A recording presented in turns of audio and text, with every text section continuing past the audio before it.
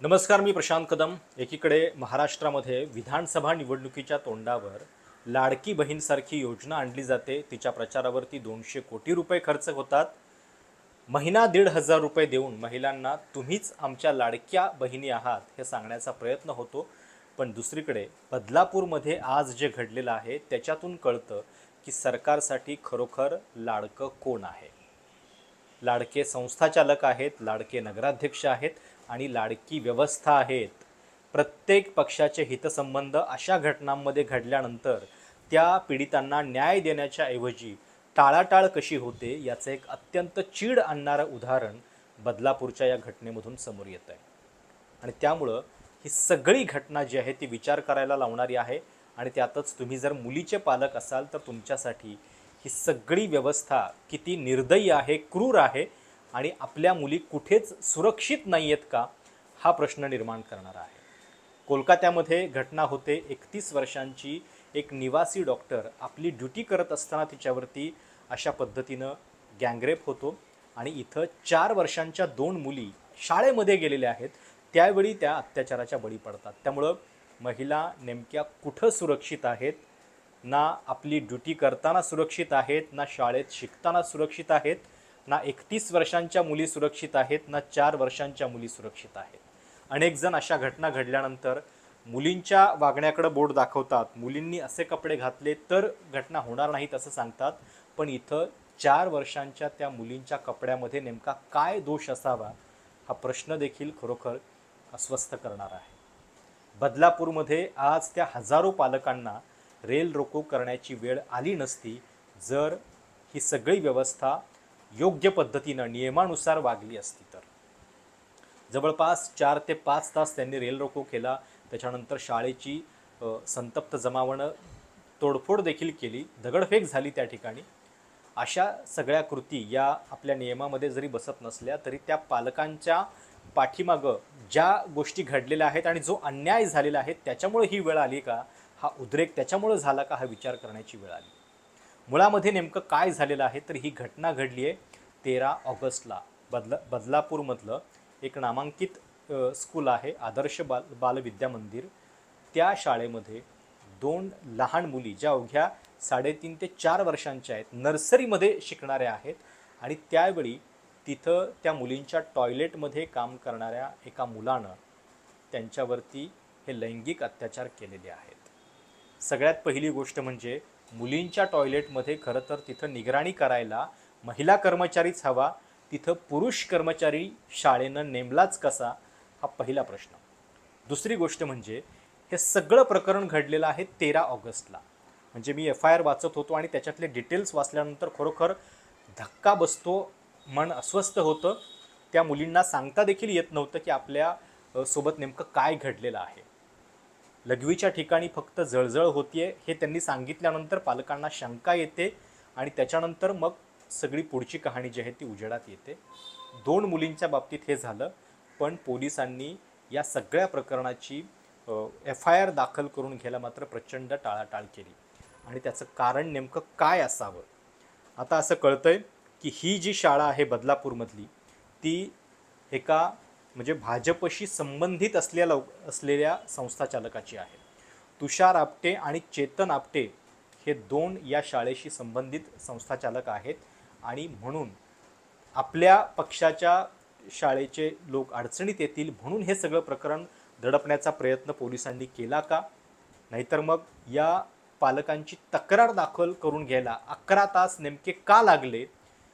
त्यांच्या या FIR मध्ये खरं तर अशा पद्धतीने जेव्हा लहान मुलांच्यावरती काही घटना घडतात तेव्हा आपल्या देशामध्ये पॉक्सो कायदा आहे की जो कडक शिक्षेची तरतूद करतो। त्या पॉक्सोच्या अंतर्गत तातडीनं गुन्हा दाखल व्हायला पाहिजे होता, पण तो का नाही झाला, हा याच्यातला सगळ्यात पहिला प्रश्न आहे। दुसरी गोष्ट म्हणजे या सगळ्या प्रकरणामध्ये काही गोष्टी लपवण्याचा प्रयत्न संस्थाचालकांनी केला का?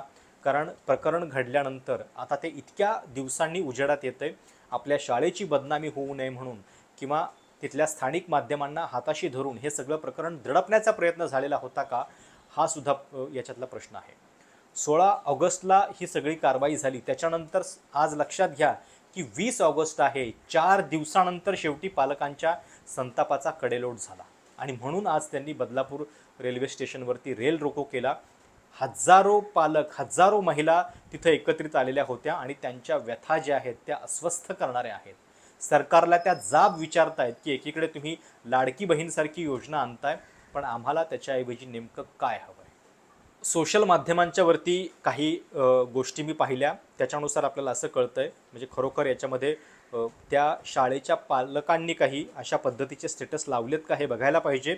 आदर्श विद्या मंदिर संस्थेचे अध्यक्ष तुषार आपटे यांनी शाळेतले CCTV व्हिडिओ नष्ट करून त्या नराधमाला साथ दिली आहे। त्यांच्या या कृत्याचा आम्ही पालक निषेध करतो, लवकरात लवकर त्यांनी राजीनामा द्यावा अशी मागणी करतो, असे स्टेटस पालकांनी लावल्याचं काही सोशल मीडियावरती सांगितलं जात आहे।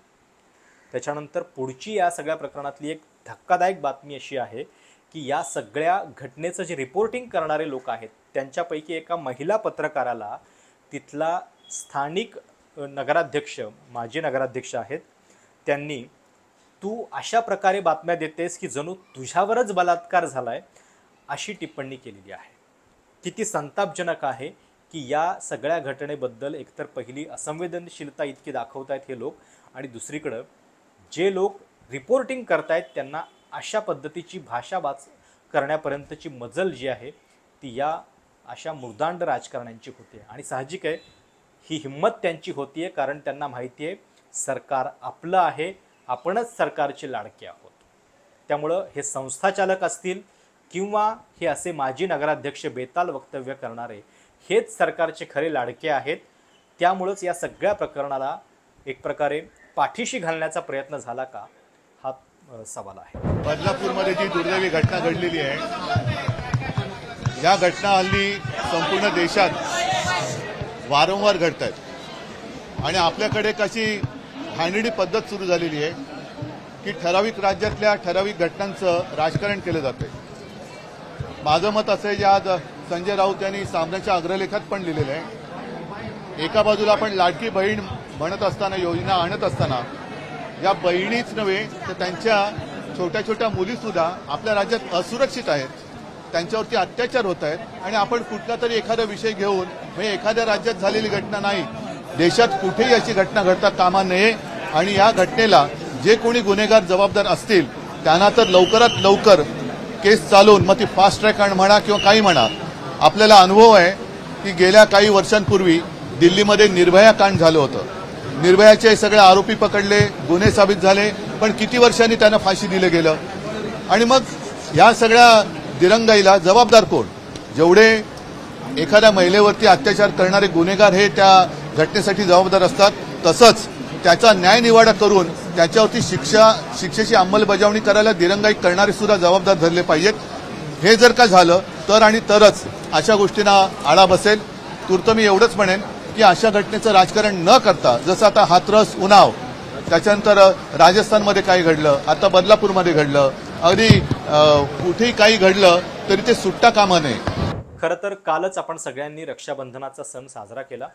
बहीण आणि भावाच्या पवित्र नात्याचा हा सण असतो आणि या नात्याचं मात्र किंवा या सणाचं सध्या मार्केटिंग महाराष्ट्राच्या राजकारणामध्ये सुरू आहे। कोण सर्वात लाडका भाऊ हे सांगण्याची एक स्पर्धा जणू राज्यकर्त्यांमध्ये सुरू आहे।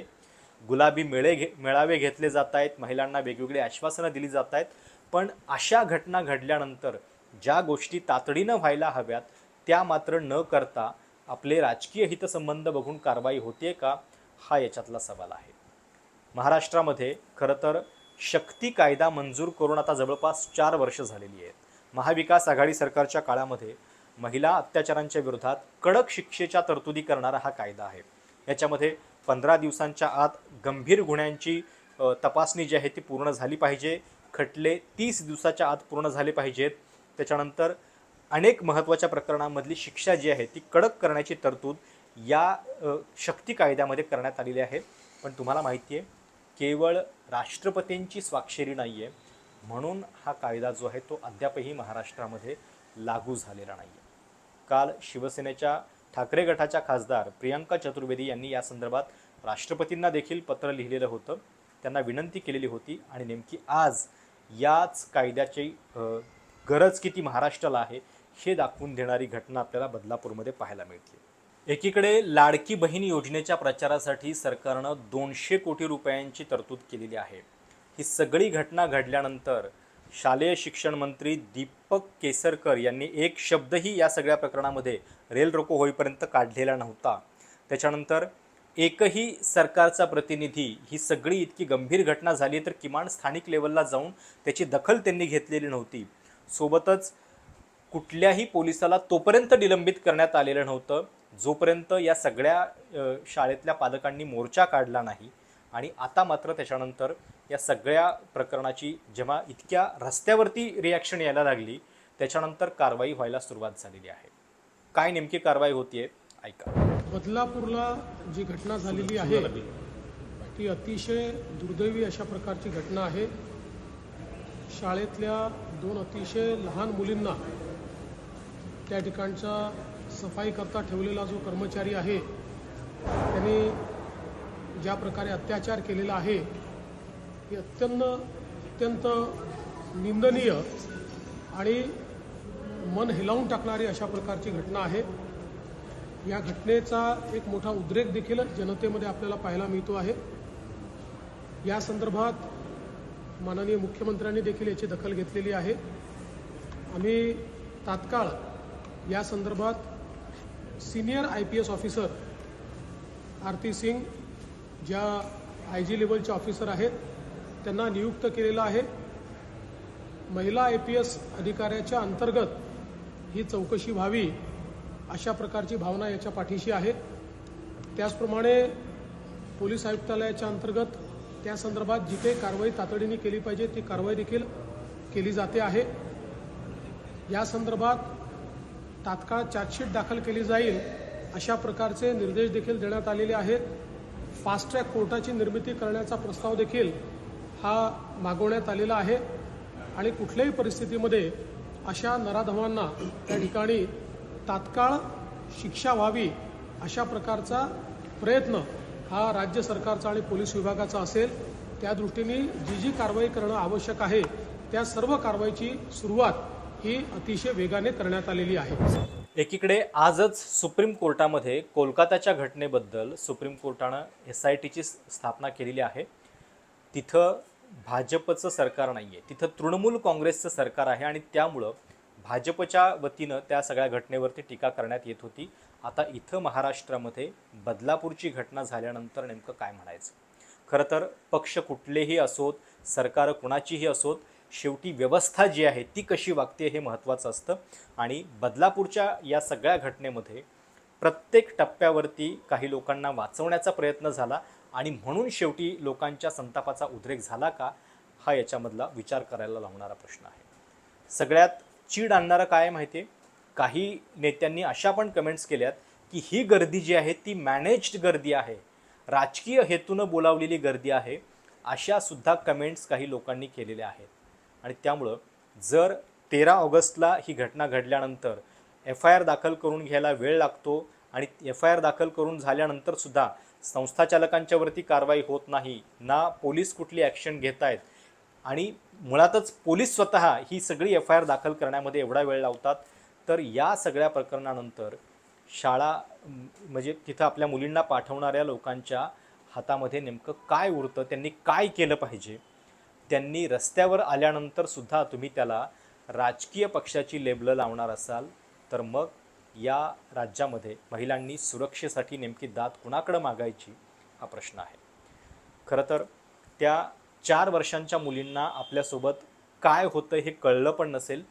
अशा या वयातल्या मुलींना अशा पद्धतीची ही वागणूक देणाऱ्या त्या नराधमाला तातडीनं शिक्षा झाली पाहिजे, पण सोबतच ते संस्थाचालक आणि महिला पत्रकार की जे तिथं रिपोर्टिंग करत होते त्यांच्याबद्दल अपमानजनक भाषा वापरणाऱ्यांना सुद्धा योग्य शिक्षा त्यांच्या किमान पक्षानं तरी दिली पाहिजे। नाहीतर हा सगळा लाडका बहीण नावाचा जो एक मार्केटिंगचा प्रचार सध्या राज्यामध्ये सुरू आहे तो केवळ दिखावा आहे आणि सगळ्या व्यवस्थेसाठी शेवटी हे संस्थाचालक आणि हे नगराध्यक्ष अशा पद्धतीनं भाषा वापरणारे हेच लाडके आहेत, हे दुर्दैवानं आपल्याला म्हणावं लागेल। तुम्हाला या सगळ्या घटनेबद्दल नेमकं काय वाटतंय? बदलापूर सगळ्या सारख्या प्रकरणामध्ये जे घडलेलं आहे ते किती संतापजनक आहे आणि रोज अशा पद्धतीच्या घटना आपण वाचतो, पण पुन्हा पुन्हा व्यवस्थेमधले दोष जोपर्यंत सुधारत नाही आपण, तोपर्यंत कदाचित आपल्या मुली कुठंच सुरक्षित नसतील, कुठल्याच वयाच्या मुली सुरक्षित नसतील. या सगळ्या प्रकरणाबद्दल सरकार अपयशी ठरलंय का? बदलापूर प्रकरणामध्ये रस्त्यावरती येण्याची वेळ त्या पालकांच्यावरती नेमकी का आली? कमेंट्समध्ये तुमच्या प्रतिक्रिया नक्की कळवा. धन्यवाद.